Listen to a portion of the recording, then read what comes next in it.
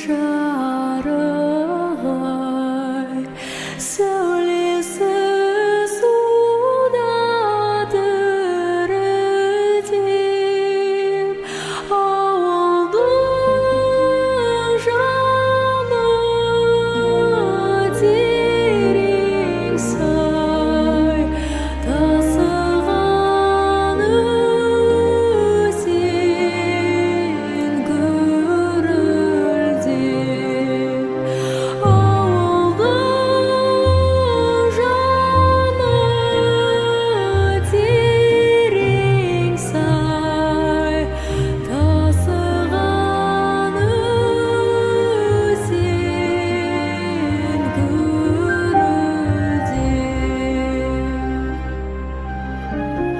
Қалың ағаш жапырағы сыбдырласып үнсізім, көрінбей жердің топырағы, құлпырған жасыл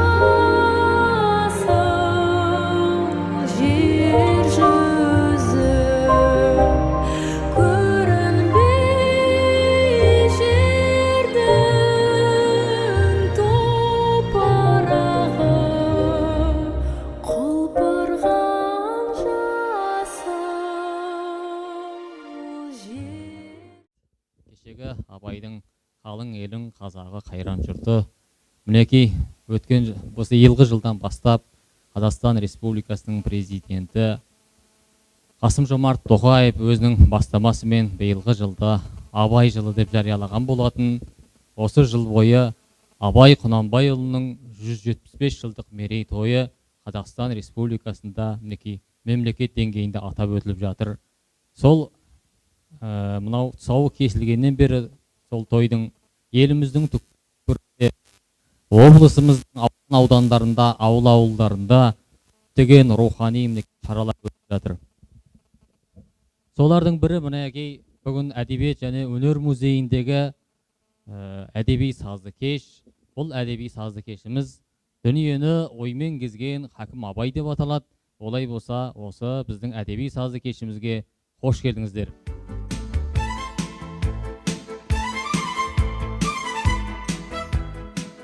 Енді бүгін мінекей зиялы қауымды жиып, әдебиеттен, тарихтан сыр тартатын аға әпкелерімізді бүгін орта шақырып, мынау жаңағы өздеріңіз көріп отырған Ақан Сері атындағы жоғарғы мәдениет колледжінің студенттерін сіздердің алдарыңызға әкеліп отырып, бүгін бұл Абайдың әлеміне саяхат жасайық, Абайдың ойының түбіне терең бойлайық, оның бір жұмбақ адам екенді ойлайық, сонымен қатар ол жайында әңгіме айтайық, ол жайында естеліктер, ол жайында ғылыми тұжырымдар жасайық деген мақсатпен сіздер жинап отырмыз.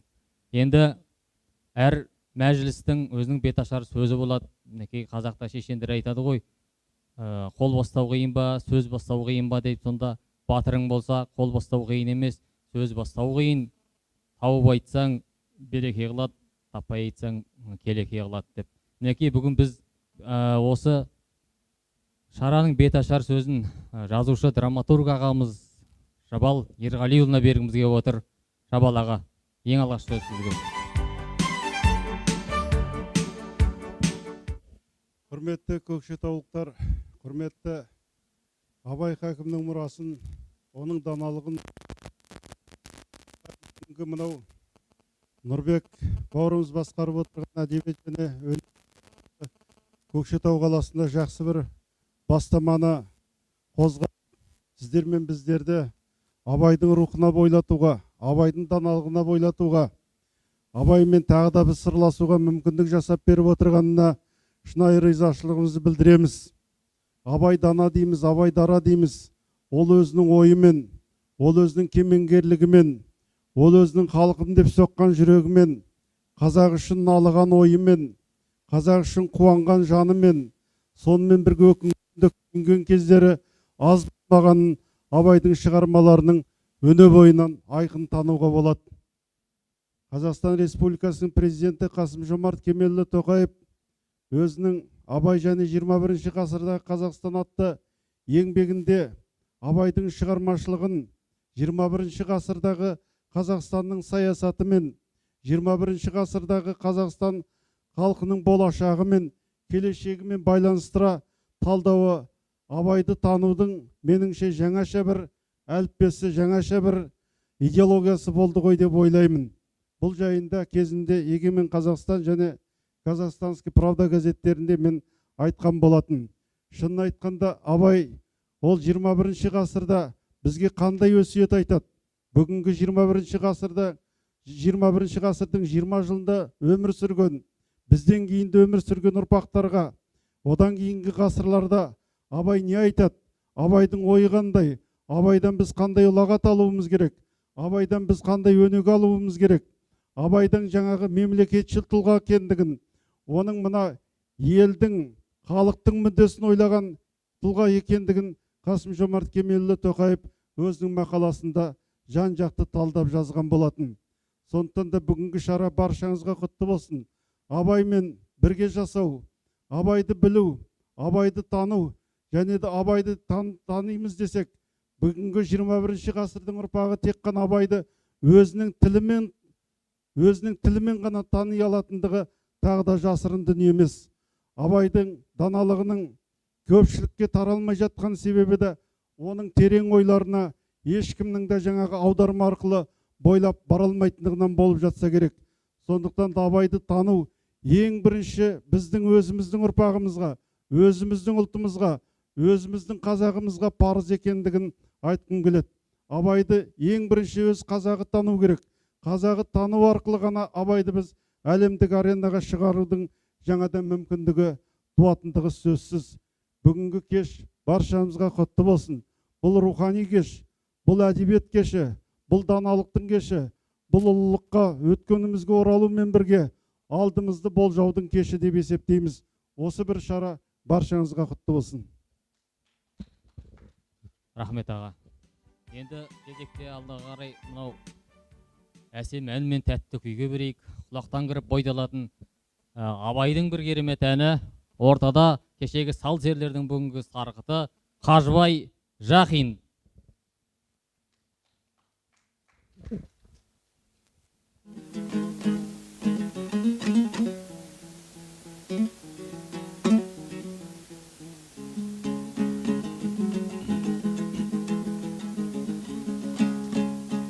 Өлсем орным қара жер, сыз болмаймай. Өткір тіл бір ұялшық, қыз болмаймай. Махаббат ғадауатпен майдандасқан, қайран менің жүрегім мұз болмаймай.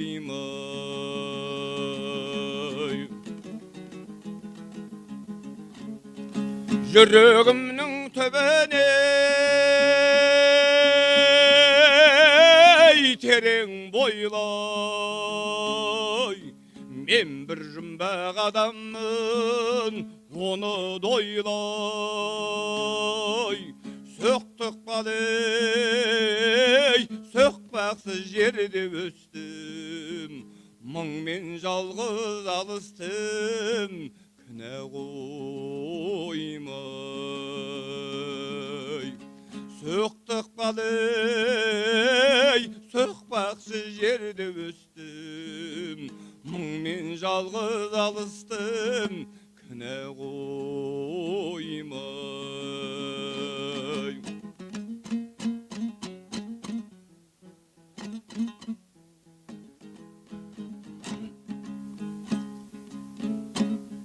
Жасымда албырт өстім, ойда жырақ, айлаға ашуғадай жақтым шырақ. Ерт ояндым, ойландым, жете алмадым, етек басты көп көрдім, елден бірақ.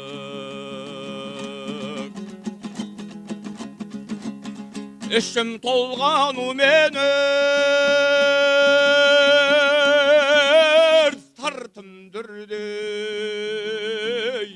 мен келмеске кетермін түгіндірмей өлең шіркен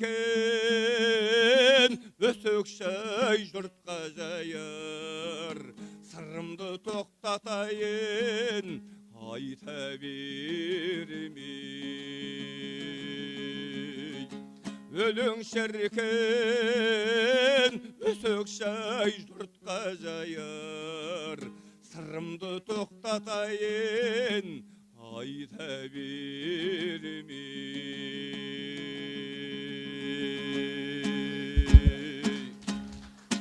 бәрекелді.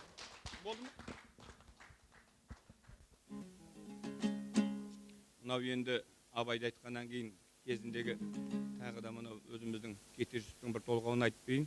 Көптен айтылған жоқ. Тыңдайсыздар ма?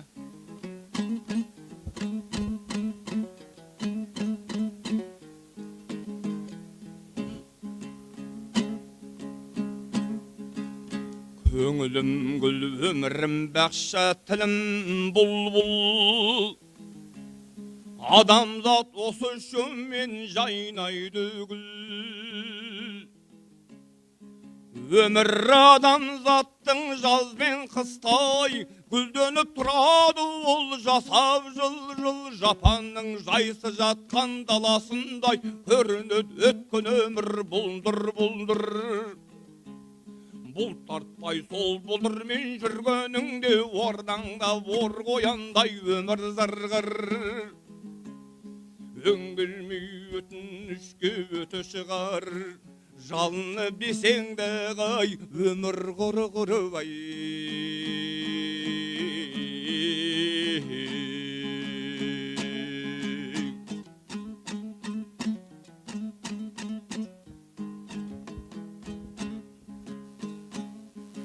Қызылдың жоласатын қиясындай, артыңда талай заман қалар қырғыр. Сүргіндей соныменен жүргеніңдей, аяққа айрылмастай сөр шылбыр. Тотыдай торға түскен отырарсың ырас төт, ақылыңмен аңдашын біл.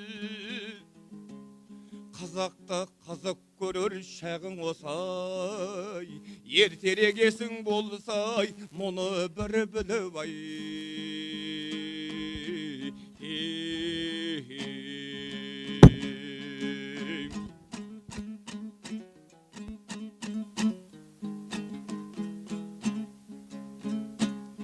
Темірді қызған кезде соқ деген бар, жастарым ойнады гүл ойлайды біл.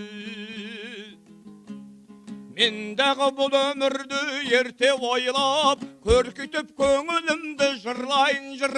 Кезінде қызғылықты сүру үшін қош көрдім көңіл қоспақ жақсы мен бір. Білгенше әр түрлі сөз теріп айтсам, секілді тарқайтындай іштегі сырбай.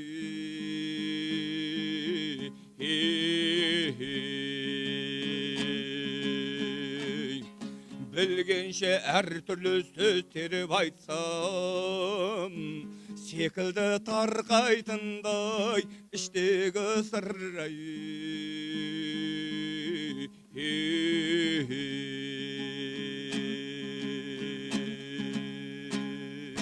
Бәрекелді. Абай 40-тан асқанда қартайдық, қайғы ойладық, ұлғайды арман, қартайдық, қайғы ойладық, ұйық сөргек депті ғой. Біз енді қазір біздің аталарымыз 60-тан асса да, 70-ні желкесінемізде де, қоғамдық өмірде белсенді. Бәрі әлі де болса елдің дамуына үлес қосқысы келеді. Мінекей сол ағаларымыздың бірі Ақмола облысы ардагерлер кеңесінің төрағасы, жазушы, аудармашы Осман Төлеғұл ағамыз. Осман Төлеғұл ағамыздың лебізін тыңдайық.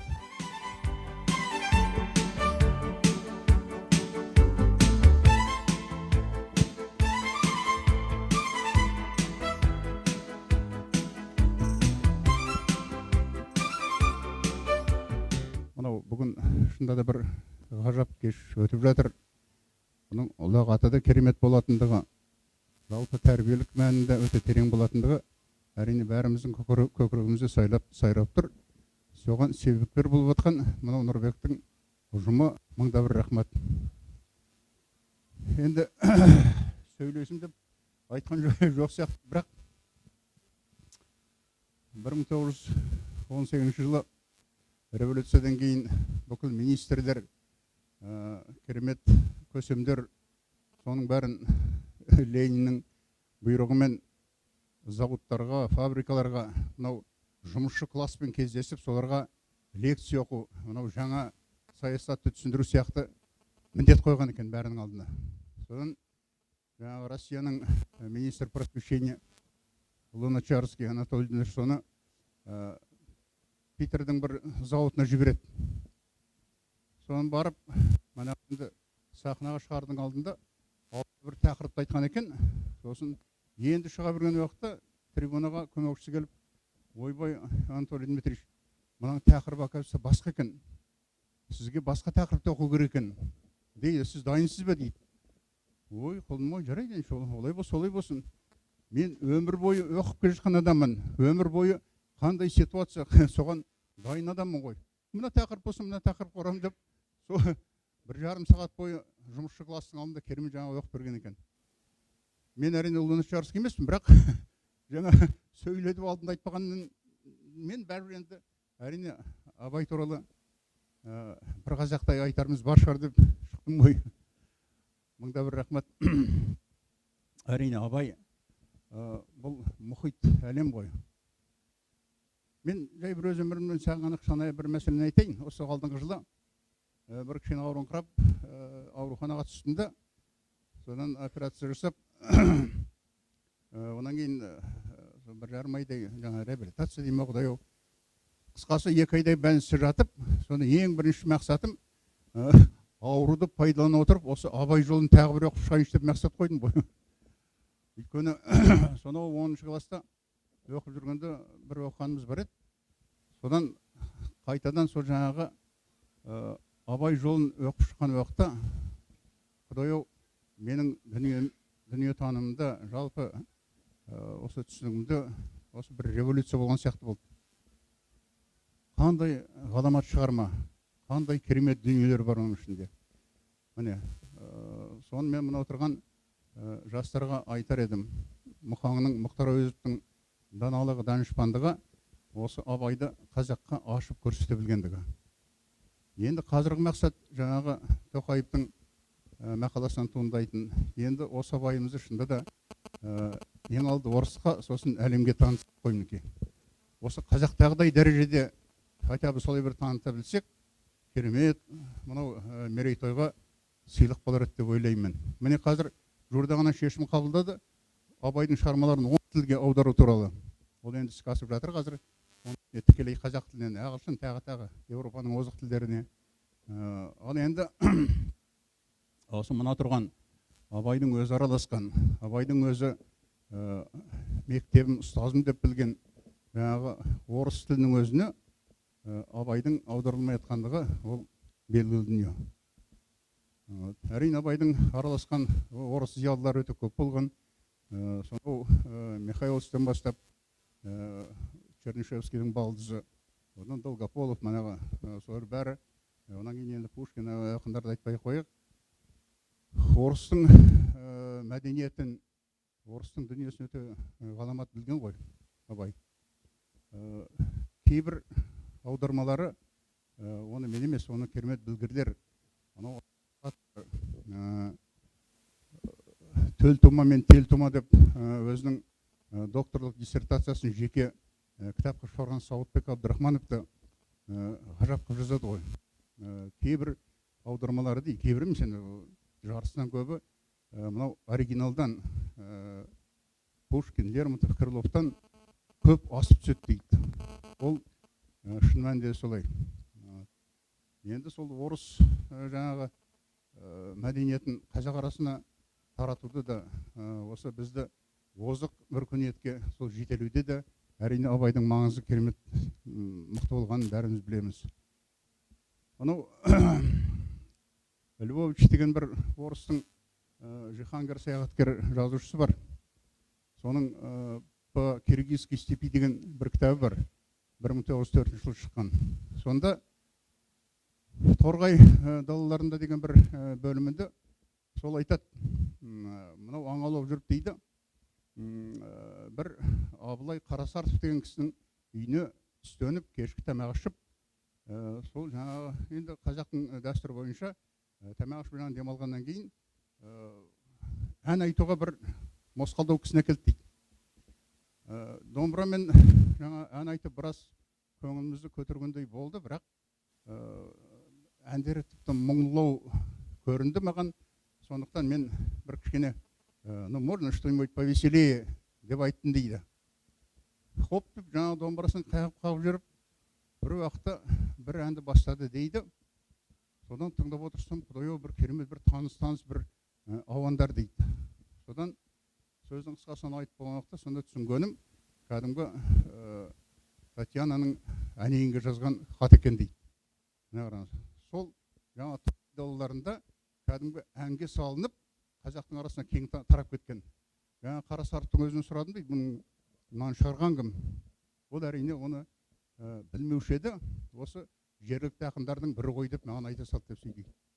Мынау Абайдың сол кездің өзінде керемет тарағаны шығармаларының. Енді жаңағы орыс тіліне аудару жөнінде деп жатырмыз ғой.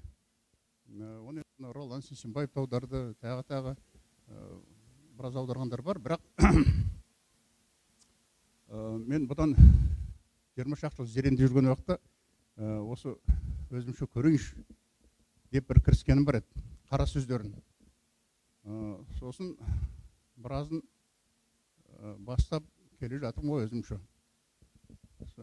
Содан 38-ші сөзін Абайдың білетін шығарсыздар, мүмкін араласа сол біледі ғой.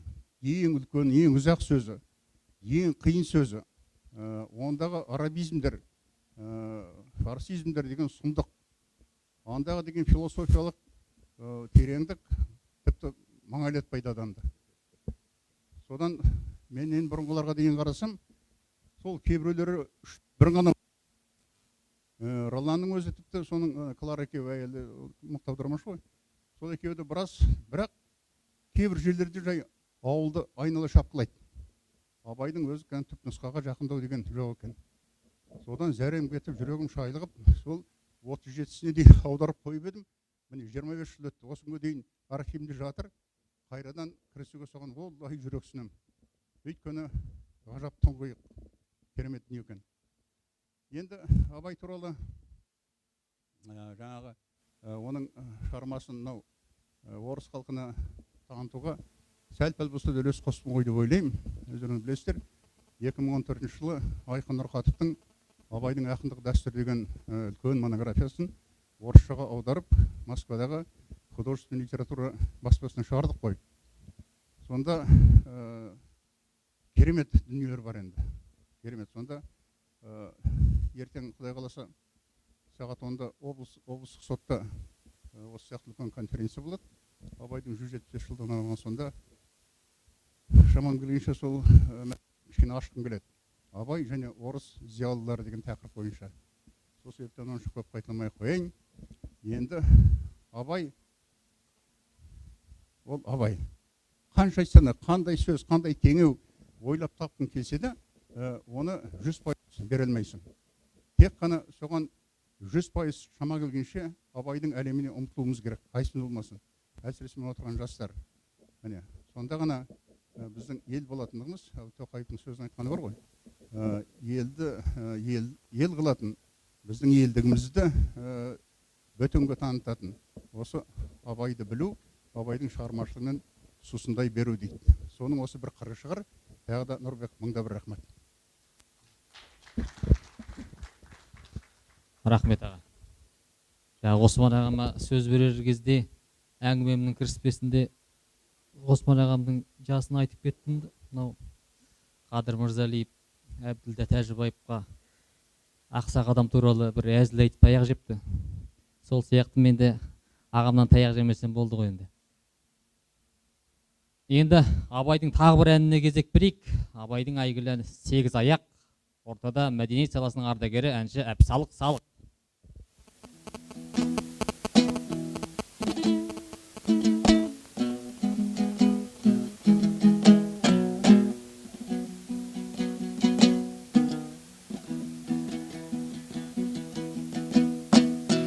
Алыстан сермеп, жүректен тербеп, шымырлап ойға жайылған, хиуадан шауып қисынын тауып, тағыны жетіп қайырған. Толғауы 90 қызыл тел, сөйдеймін десең өзің бел. Өткірдің жазай, кестенің бізай, өрнегіл сенде ес ала алмас, білгенге маржан, білмеске арзан, надандар бақыра ала алмас. Қиналма бекер тілмен жақ, көңілсіз қолға ой қолан. Басында ми жоқ, өзінде ой жоқ, күлкішіл кердеңін наданның. Көп айтса гөндай, жұрт айтса болдай, әдеті надан адамның. Ойда қайрат, ойда көз, болмаған соң айтпа сөз.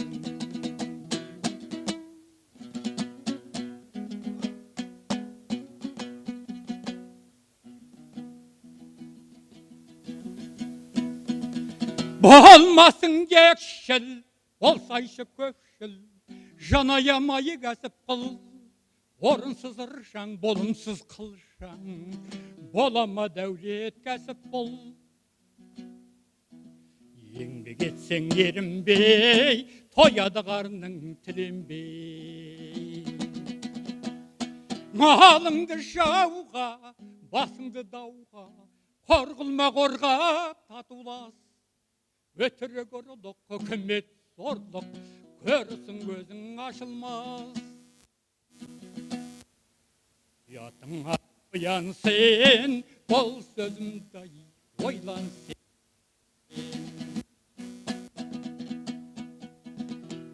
Шамасы шоқтық, тамағы тоқтық, аздырар адам баласын. Таласып босқа, жау болып досқа, қор болып құрып барасың. Өтірік шағым толды ғой, өкінер кезің болды ғой.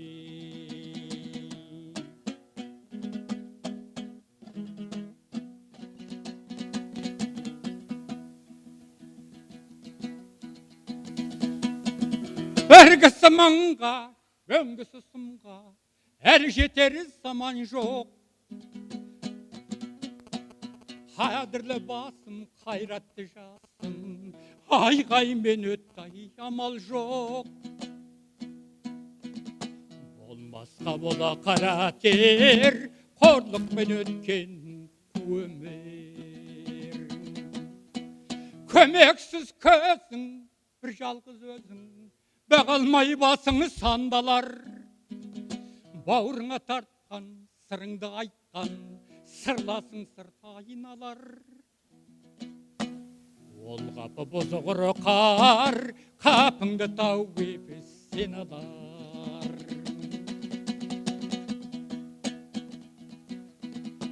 Мамықтан төссек, тастай боп кесек, жан басқа батар ұйқы жоқ.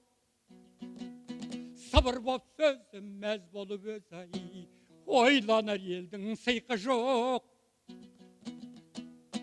Баяғы күнің бір алдау, қысылған жердегі жанжалдау. Атадан алтау, анадан төртеу, жалғыздық көрер жерім жоқ. Ағайын бек көп айтамын ептеп, сөзімді ұғар елім жоқ. Боласындай бәқсінен, жалғыз қалдым тапшынем. Боласындай бәқсінен, жалғыз қалдым тапшынем. Бәрекелді. Құлағымызға санамызға сіңіріп отыратын адам бар, ол Аманжол Ыдырысұлы. Аманжол Ыдырысұлы кез келген мәселені абай арқылы танытып, кез келген мәселе абай арқылы түсіндіріп жүреді жүрген жерінде, ол күнделікті өмірінде. Ал енді біз абайдың іс шарасында Әужекеңе сөз бермесек болмайтын шығар енді. Әужеке.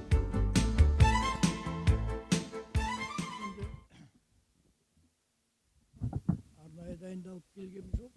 Қазір енді абай тануға байланысты сөз айтып балаларға, студенттерге дәріс оқып жатқанда абайдың өзін дана қылған дана халық. Сол абайдың даналығын айту арқылы халқымның даналығын айтуға әдеттеніп жүр. Өйткені абайдың қай сөзін алып қарасаң да, оны осылай таныта білген Мұхтардың да даналығы. Абай туралы Абай жолы романында жазғанның бәрінде әрдайым абайды барлық ортаға алып келеді да, соның әр жағында халықтың даналығын, халықтың ұлылығын таныта кетеді. Анау Қарқаралыға әкесіменен елдің жақсыларымен барған кезінде бір жерінде Құнанбайдың ұлылығын айтып жатады. Құнанбайдың 3 жыл аға сұлтан болғанда Құнанбай жасаған істі басқа адам жасаған жоқ. Абайдың даналығының өзі сондай, Құнанбай сияқты дананың баласы ұлы болғандығы.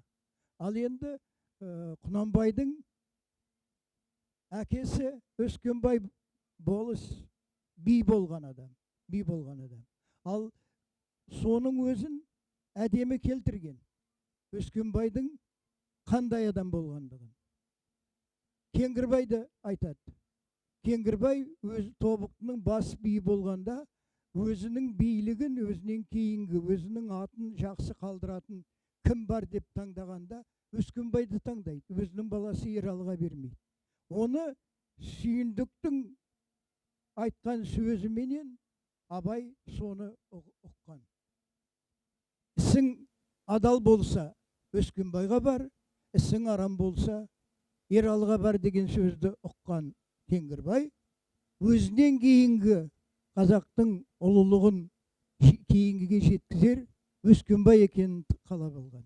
Міне Құнанбай айтады, одан да бүкіл балаларын мақтап жатқандарға Сүйіндігі бар, Байсалы бар, бәрі Бөжейі бар, бәрі Құнанбайды қызғанады, Құнанбайдың беделін. Сөйте тұрып Құнанбайдың қасиетін ардақтап айтып, балаларын мақтау арқылы Құнанбайдан жақсы ат алғысы келіп тұрады.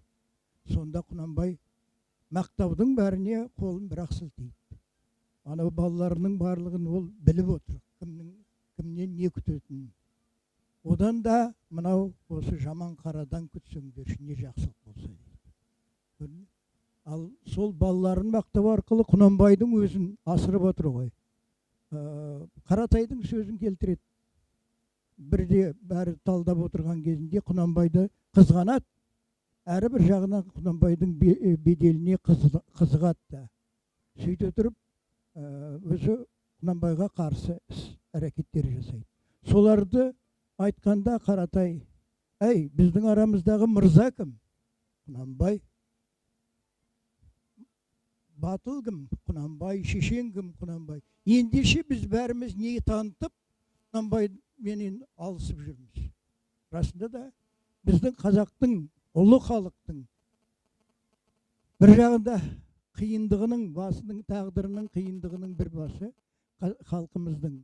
Бір жағынан ұлы халық, екінші жағынан біздің осылай қайғы қасірет шегіп жүрміздің барында біздің бір жаман қасиетіміз бар. Солардың барлығын Мұқаңның керемет бір даналықпен жеткізіп отырғаны. Күншілдік, қызғаншақтық, ол біздің халықтың кемшілігі. Сөйте тұрса да халқымыздың ұлылығын Абай жолында керемет тамаша келтіреді. Құнанбайды шетелдіктердің көбі таныған, соның ішінде әсіресе Құнанбай туралы жақсы сөз айтқан Янушкевич. Құнанбай сөйлеуге жаратылған машина сияқты. Күні түні алдынан кісі арылмайды, солардың барлығының ісін адал сөзіменен, шешендігіменен әділ шешіп беретін Құнанбай деп келтіреді. Соны ол кезеңде Құнанбай туралы кеңестік заманның кезі ғой, романын жазарда дәл Янушкевичтің Құнанбайға берген бағасын келтіре алмайды. Сондықтан сөз арасында ана 3-ші кітабында өзінің шәкірттерімен отырған Абайды көрсетем деп, қазақтың дана қарттары да бар, кішкене қыдырып жүріп өсек таситын қарттары да бар. Сондайдың біреуі өзі сол Ырғызбайдан шыққан Жұман қарт. Жұман қарттың аузыменен жаңағы Янушкевичтің сөзін келтіреді. Келіп, әлі тамақ пісіп жатпаған байқайды да, Абай сөйлеп отыр. Сосын кедергі жасамаймын, Абайдың сөзі оның құлағына кірмейді. Содан кейін барып қисайып жатып, бірақ танауы сезіп жатыр еттің піскенін. Қол жууға тұрады да орнынан, сөйтіп барып, ай осы қазақ қызық, кешегі Құнекең таңның атысынан күннің батысына дейін сайрайтын еді, сөйлейтін еді. Мына Абай бір ет пісім уақыт сөйлеп отыр. Осыларды қырт демейді. Мен бір-екі ауыз сөз айтсам, мені қырт дейді. Бір жағынан адамды күлтіріп, әлгі ойдың мағынасын буалдырлап жіберген. Егерде басқаша айтылатын болса, ол жазылмайды ғой, шықпайды ғой. Содан кейін Абай селкілдеп қолдарын жуалмай селкілдеп күлетті. Жұмеке, қыртатану үшін көп сөйлеудің қажеті жоқ. Қатын, мен таңертең далаға шығып, жасап келгенім жақсы болған деп ауа райының бұзылғанын айтады. Міне осындай бір ауыз сөз айтсаң жетіп жатыр дейді. Сонда Мұқаң Абайды бізге танытқан ұлылығын, ол халықтың ұлылығы, астарлы сөйлеу, Абайды ұғу, Мұқаңның Абай туралы ойларын ұғу, біздің қазақтың астарлылығын ұғына білу. Бәрекелді. Әужекең бүгін өте қысқа сөйледі. Әйтпесе Әужекең негізге 90 минут жетпей қалатын. Әужекеңе 90 минут жетпей қалатын, өйткені ол кісі Байшуар сияқты алдынан арқан керіп тоқтатпаса тоқтата алмайтынбыз басқа шараларды. Соған қарағанда Әужекең өзі бүгін ойын жинақтап келген сияқты, бір скромничать етіп дайындалмай келдім деп жай айтып отқан сияқты меніңше.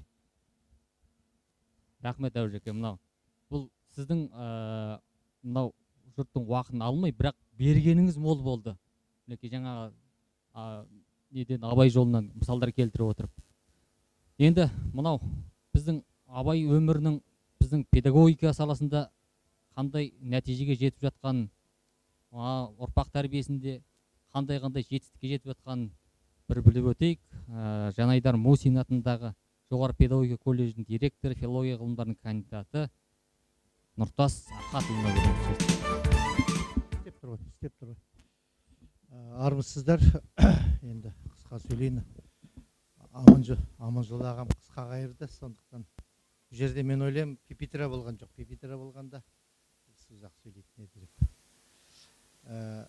Абай туралы көп айтылып жатыр ғой.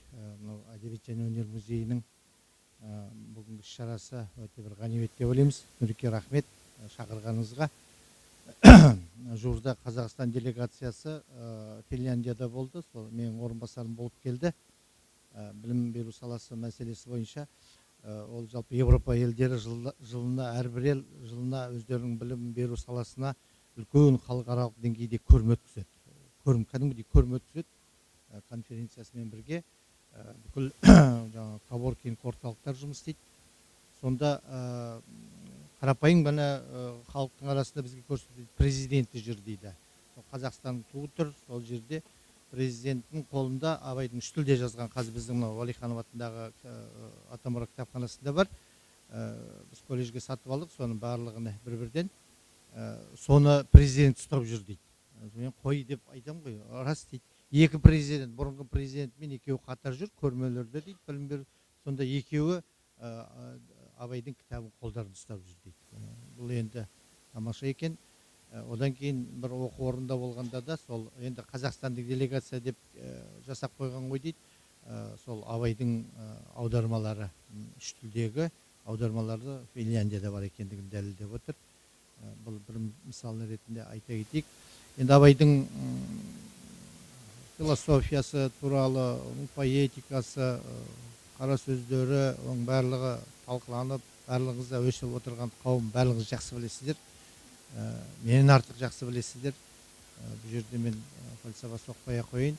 Бірақ қара сөздерін қарап отырып, мен оны қазақтың арын жазғанда көп нәрсесіне арасында да түсіну өте қиын. Оған үлкен жүрек керек, арасында да өте жүрек керек.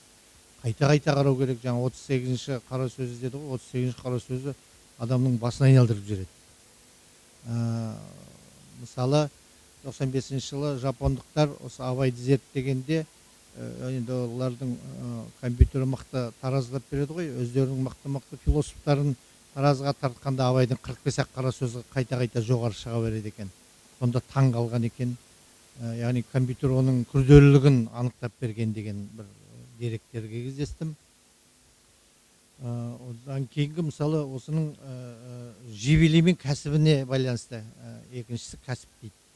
Сонда жебелерге жесем, ұйықтасам, көрсем дегенді, естісем дегенді айтады. Бірақ көрсем дегенді айтпайды. Көрсем дегенді кәсіпке қосады. Былай ойлап қарасаң, есту мен көру бір сияқты. Құлақ пен көз ғой енді.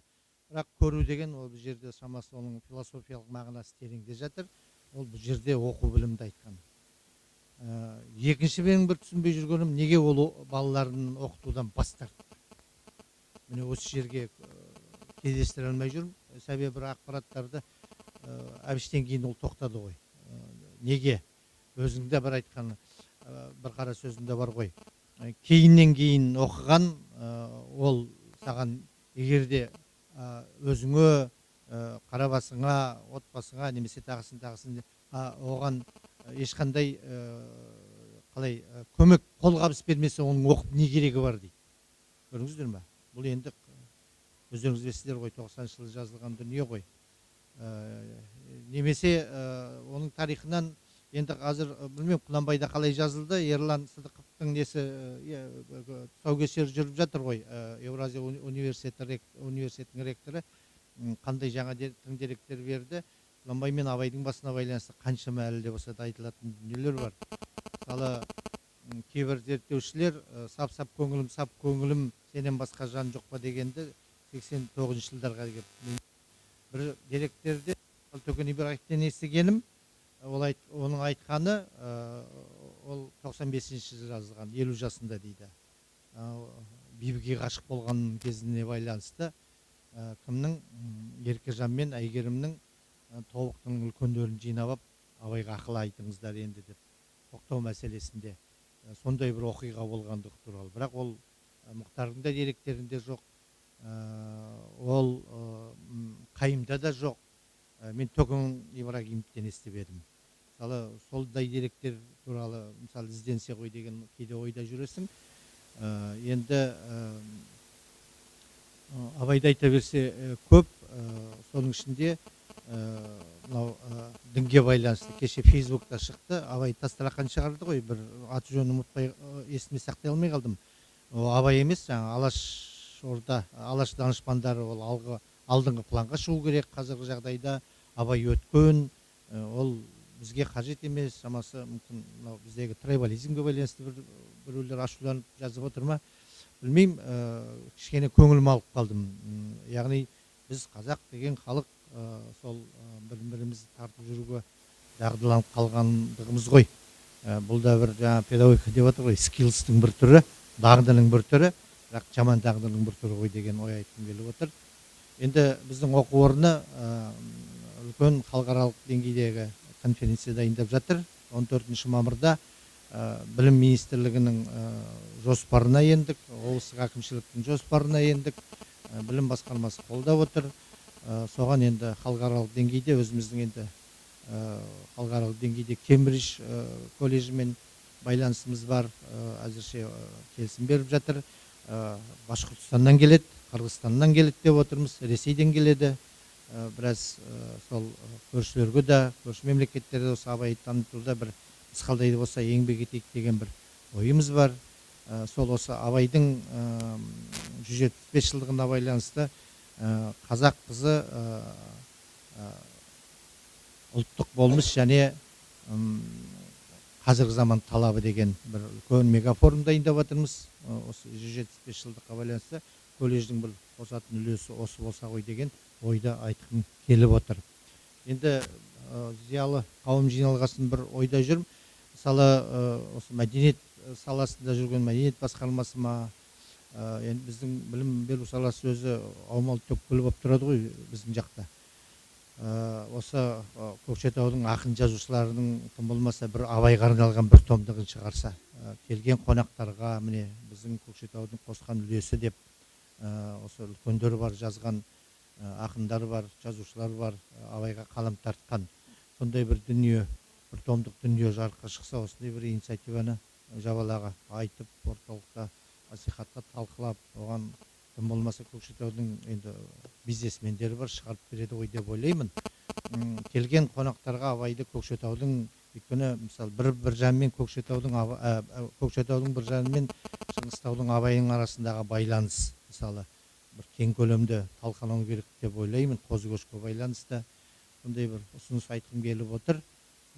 Осыны қолдау керек сияқты, ары қарай жалғастырса жақсы болады ғой. Біз мысалы колледж бұл жерден мысалы қолғабыс жасар еді деген ойымыз бар. Осыны мәдениет саласында жүрген қызметкерлер, шенеуніктер бар, олар қолдаса жақсы нәрсе ғой. Мысалы біз қазір бір қонақ келсе, жаңағы білектің астауын ала жүгіретінді шығар, бәрі үйреніп болды, астау бермесең ренжіп қайтатын жағдайға жеткізіп қойдық. Біз Көкшетаудың абайы деп бір беріп қойса, Көкшетау ақындарының, жазушыларының, ғалымдарының абайға арналған дүниесі десек тамаша ғой. Рахмет. Рахмет аға. Бұрылған екенбіз, енді тілмен жақ несіне айырамыз. Көкшетау мемлекеттік университетінің проректоры Сейітқасымов Сылбайұлына сөз берейік.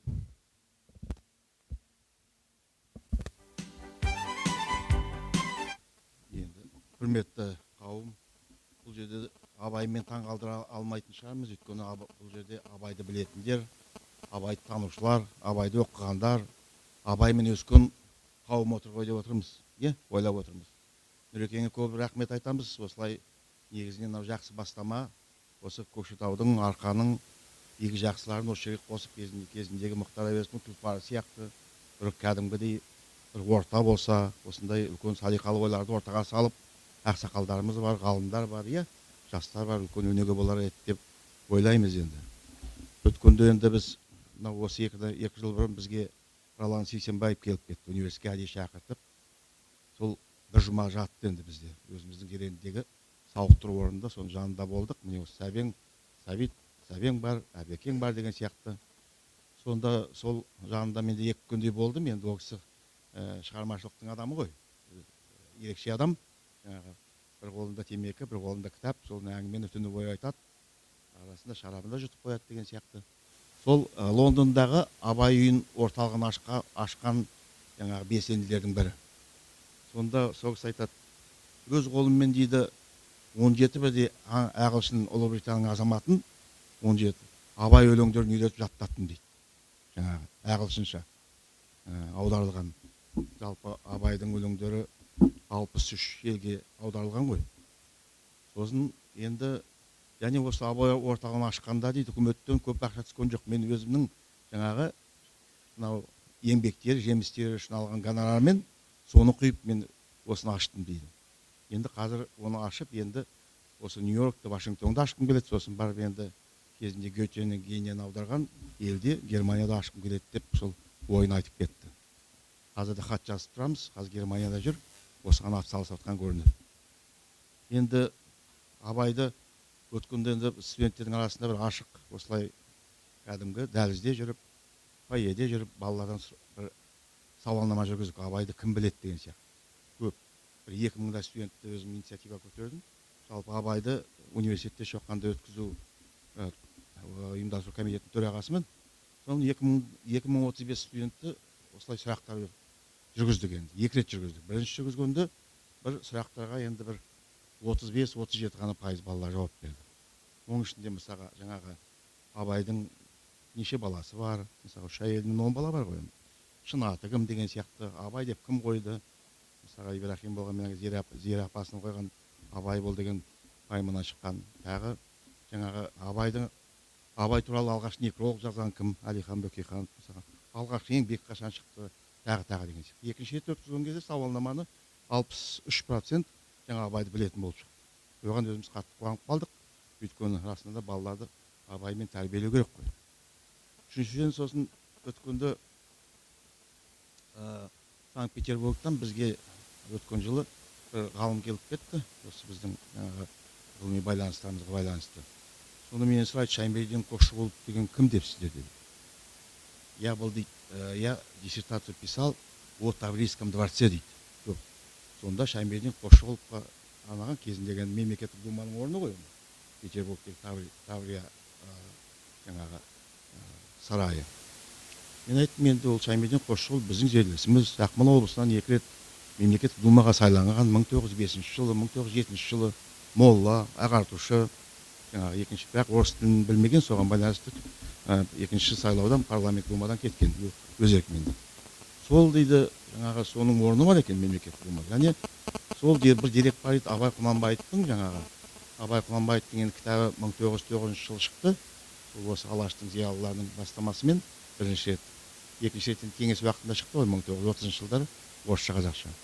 Сол Шаймбердин Қосшығұлов сол бір Абайдың кітабын сол арабша шықты ғой енді. Соны сол мемлекеттік думаға сыйлыққа беріп кетті. Соған байланысты біз енді Абай шаралары көп өтейін деп жатыр. Нұрекеңді айтып отыр университетте. 10-шы күні біз енді үлкен халықаралық конференция өткізейік деп жатырмыз. 12 мемлекеттен үлкен ғалымдар келеді 10-шы күні. Осы білім министрлігі, облыс акимат, Ермек Боранбайұлы өзі қолдап отыр Көкшетау мәдениет сарайында. Оның ішінде Польшамыз бар, Белоруссиямыз бар, Түркиямыз бар деген сияқты ғалымдар бәрі Абай туралы үлкен баяндамалар жасайын деп жатыр. Сосын барып, соның бастамасын, соның аясында бір инициатива көтеріп отырмын мен. Абайдың жаңағы ашылмаған беттерін көтеру. Яғни, жаңағы айтқан сей, Абай және Біржан. Біржан сол енді рет соға бұраққанда Абайға соқты ғой. Абай және Шаймердин Қосшығұлов, Абай және Науан Қазірет. Өйткені кезінде олар жаңағы сол орыстандыру саясатының қызып тұрған уақытында шоқындыру саясатының Шаймердин Қосшығұлов, Науан Қазіреттер Абайға хат жазды. Осының Абайға қандай үлесі бар деген сияқты. Соны осы жағын проблемалар көтеріп, ол конференцияда секциялық жұмыста мүмкін осыны балалардың арасында насихаттағымыз келіп отыр. Абайдың ашылмаған беттері. Сосын Абай туған жер не? Жидебайға. Мынау кейбір деректерге қарасаңыз, Абай Семейде туған дейді. Мысалы, кеңес уақытындағы әдеби кітаптарды оқысаңыздар, Абай родился в городе Семипалатинский. В то время Омская губерния, кейін Степной край, дала валяет. Ал шын мәнінде мысалға Мұхтарда бәрін оқып жатсақ, Жидебайда ғой туған жер. Міне осы жағында ашып алу керек сияқты. Сосын сол балаларды сол Жидебайға жіберіп, ар жағында кезінде Абай оқыған Ахмет Риза медресесі бар ғой, Семейде. Сол қазір үлкен мұражай сияқты көрінеді, бұл орталыққа да жібермекшіміз. Сосын енді Мәскеуге де барып, сол жерде бір челлендж өткіземіз деген ойымыз бар. Өйткені 2005 жылы өздеріңіз білесіздер, Путин ресми сапармен Мәскеуге барғанда, сол жаңа Назарбаев, Нұрсұлтан Назарбаев, сонда Путин екеуі үлкен мемлекетаралық келісімге қойып, соның ішінде осы Абай Құнанбаевқа Чистопрудный бульвар, сол Мәскеудің ішінде ескерткіш қою туралы шешім қабылданды. 2006 жылы сол гранитпен қоладан сол ескерткіш іске қосылды. Осыдан міне 14 жыл бұрын. Сол Чистопрудный бульвардың жанында да бір біздің студенттердің бір челленджін, яғни Абай өлеңдерін оқу туралы бір акциясын өткізбекшіміз. Соның және Абайдың енді ескерткіш өзі Ресей оппозициясының орталығы болды осы жерде. Билікке қарсы болғандар, жаңағы зейнетақылық жаңағы мәселелер шығып жатты, әлеуметтік мәселелер шығып жатты. Бүкіл сол Абайдың жанына жиналады екен. Қаншама адам сол Абайды біліп қалды Ресейдің. Жаңағы, солай ғой енді қарап отырсақ. Осы жағынан енді. Сосын енді бір үлкендағы бір жобамыз, мынау білім министрлігі тек қана Абайды анау өзімізді ғана насихаттамай, әрбір жоғарғы оқу орны шетелде іргелі бір қара шаңырақтарда бір үлкен іс шара өткізіледі бар. Мысалға Шығыс Қазақстан университеті Польшаға барып бір қалада олар абай орталығын ашты. Біз де сол өткен қараша айында өзіміздің ғалымдарымызды жіберіп алдық Минскіге. Минскіде мынау Белоруссия ұлттық технология университеті бар. Сонда абай орталығы ашылған 2014 жылы. Сол ғалымдар енді осы 13 наурыз күні біздің халықаралық конференцияға келеді. Сосын біз июнь айында, не болмаса абайдың туған күні ескіше енді 10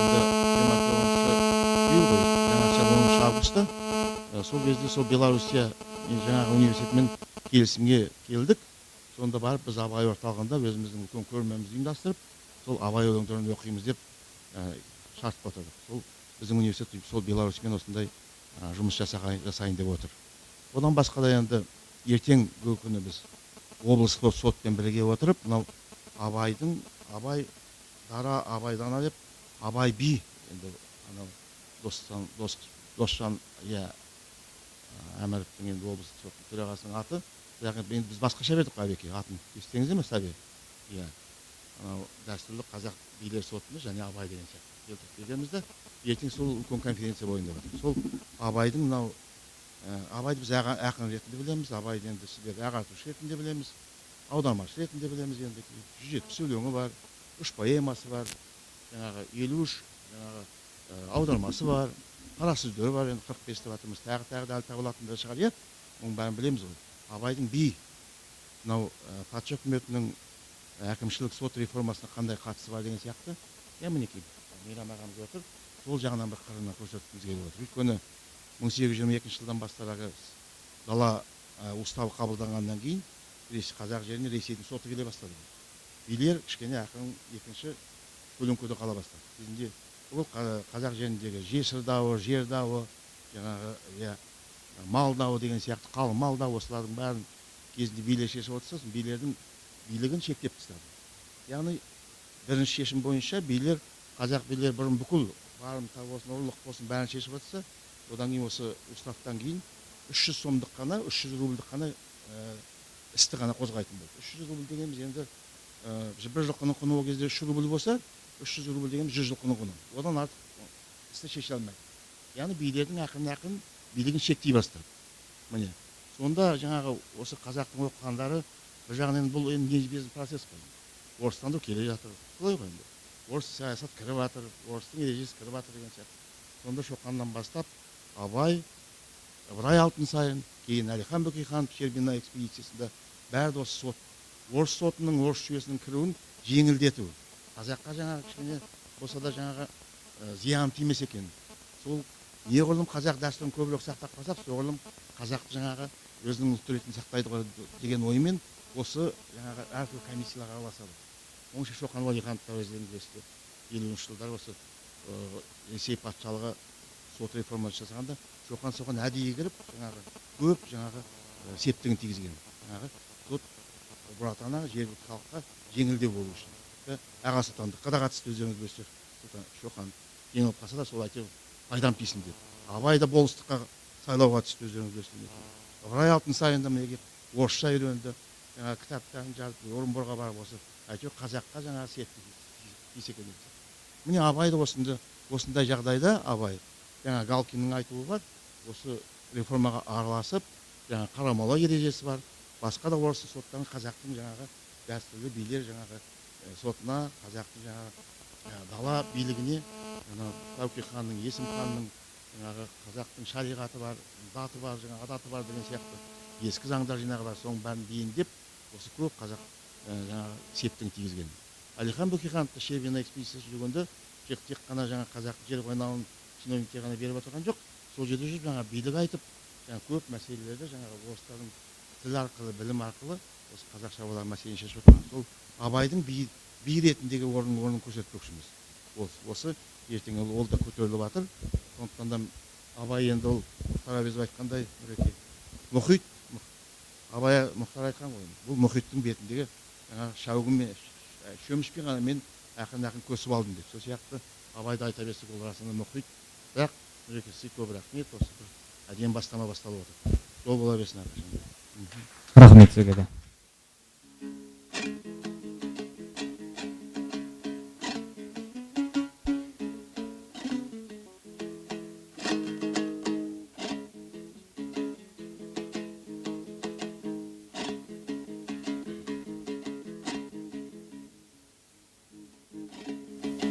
өзгеге көңілім тоярсан, өлеңді қайтып қоярсан, оны айтқанда толғанып, іштегі дерттай жоярсың. Оны айтқанда толғанып, іштегі дерттай жоярсың. Сайрада зарла қызыл тіл, қара көңілім оянсын, жаллай жырлай өлген соң, арттағыға із қалсын. Жалай жырлай өлген соң, арттағыға із қалсын.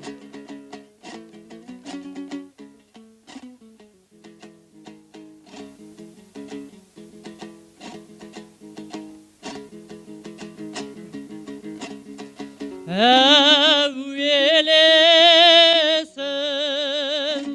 шалқысын, от жалын боп балқысын, жыласын көзден от ақсын, омырауым боялсын. Жыласын көзден шоқ ақсын, омырауым оянсын.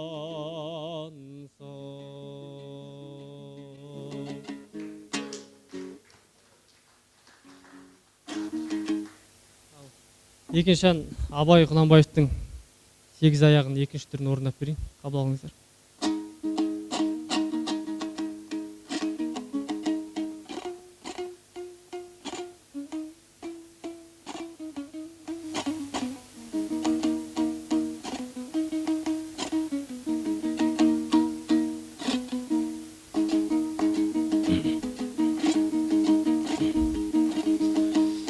Алыстан сермеп, жүректай тербеп,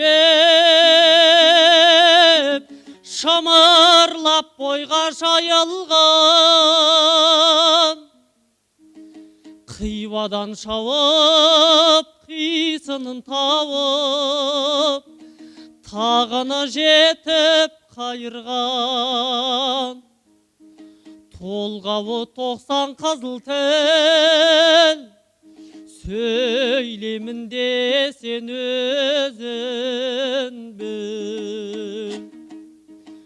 Өткірдің 100 ай, кестенің біз ай, өрнегін сенде сала алмас. Білгенге маржан, білмеске арзан, надандар бақырау ала алмас. Қиналма бекер тілмен жақ, көңілсіз қола ғой қола.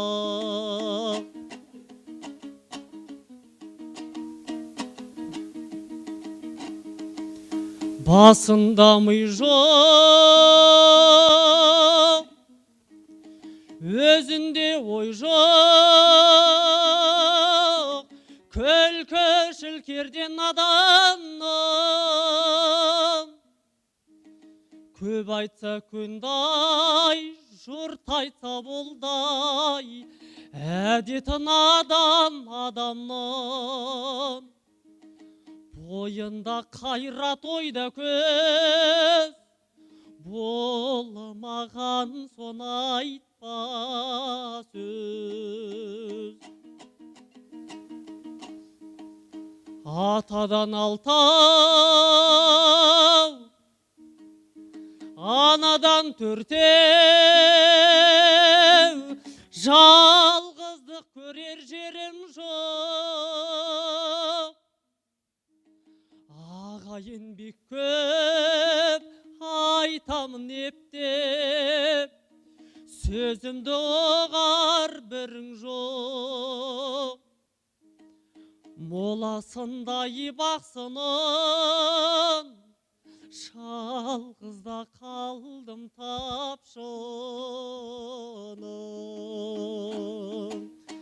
Моласындай бақсының, жалғызда қалдым тапшының. Бәрекелді. Төлеген Амант деген ұлдарыңыз. Мынау енді біз бүгін Абайдың әлеміне біраз саяхат жасадық. Біз бүгін Абайды одан да жақын тани түстік деп ойлаймын. Енді әдептен озбайық, осы жерден тоқтайық деп, мына жұрттың да уақытын мемлекеттік мекемеде істейтін, басқа да жеке шаруалармен жүрген адамдар осы жерге келіп, уақыт бөліп біздің кешімізде сән беріп, әр беріп, өз ойларыңызбен бөліскендеріңізге көптен көп рахмет. Бүгін мінекей Абайдың рухы тағы бір аунап түскен шығар. Абай әрине біздің ұлықтағанымызға, біздің оны еңбегін, шығармашылығын тағы бір насихаттағанымызға бір мұқтаж емес шығар. Бірақ Абай сол өзінің биігінде қала бермек. Яғни біз оны ұлықтағаннан ол одан да биіктеп кетіп, біз ұлықтамағаннан ол орнынан төмендеп қалмай. Керісінше біз ғасырлар өтсе де, 175 жыл өтсе де, біз әлі күнге дейін Абайдың мұрасына мұқтажбыз. Біз әлі болса да Абайдың дүниесін, Абайдың мұрасын әлі түсініп бола алған жоқпыз. Сол Абай сынаған қате, Абай сынаған кемшілік қазақтың бойында әлі бар. Демек біз Абайды толық ұғынып болған жоқпыз. Болмаса біз оны оқысақ та оның айтқанына амал етпей жүрміз. Ал онда мынау кешімізді ашқаны осы ел жастар театры еді. Осы кешімізді де жабатын осы театр болайын деп тұр. Ел жастар театры, бұл режиссері Фархатбек Ханафин деген ұлдарыңыз. Сол балаларыңызға бір қошемет көрсетіп қойыңыздар. Бәріміз бірге Абайдың бір әні. Көзімнің қарасы.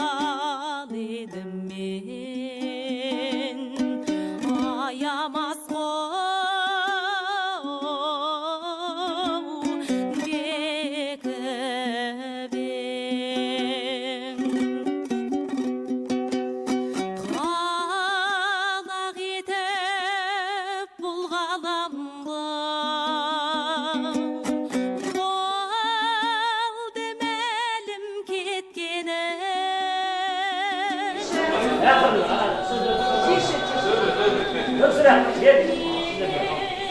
көкшетаудың қайнақ азаматтар отырысында ойымда жүрген осы абайдың 5 ай астанада жатқанда республика жатқаны жанында ойға келген ой абайды тек қана мерейтойлы жығын емес жыл сайын тұрақты түрде насихаттау үшін әрбір ауданда абай орталығын ашса қалай болады деп ойлайсыздар? Қазір абай институтын ашу мәселесі көтеріліп жатыр. Қалай ойлайсыздар? Керек пе? Мен сіздер солай өзім ойыма келіп жүрген нәрсені жоғары қарай әрі қарай дамытып айтайын деп. Абай орталығы керек деп